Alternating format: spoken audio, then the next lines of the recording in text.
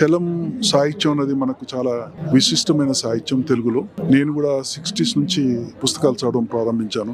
చలం నన్ను చాలా బాగా ఆకట్టుకున్నాడు. అప్పటికి ఇప్పటికీ ఒక విచిత్రమైన ఏంటంటే చాలా మంది ప్రముఖ రచయితలు కాలగర్భంలో కలిసిపోయారు. ఈవెన్ దో క్లాసిక్స్ అయినప్పటికీ వాళ్ళు అప్పుడప్పుడు చదువుకోవడానికి కానీ లేదా మాట్లాడడానికి కానీ చలం ఏంటో విచిత్రంగా ఒక కాలానికి సంబంధించిన వ్యక్తిలా కాకుండా ఇప్పుడు ఈ 1922 అంటే దాదాపు 100 సంవత్సరాల క్రితం, శశిరేఖ దాదాపు 100 సంవత్సరాల క్రితం.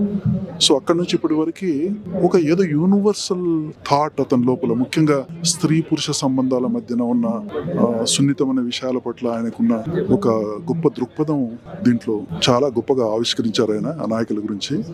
So this book is very important for us because ఇలాంటి వర్క్ రాలేదు. రకరకాల ఆయన పట్ల వందల వేల వ్యాసాలు వచ్చాయి, కానీ ఈ రకంగా కాంక్రీట్ గా చలం నవలలకు సంబంధించిన నాయకుల మీద ఒక పుస్తకం తేవడం అనేది 10 నవలల మీద, చాలా 8 నవలల మీద అది చాలా ఇంపార్టెంట్ గా భావిస్తున్నాను.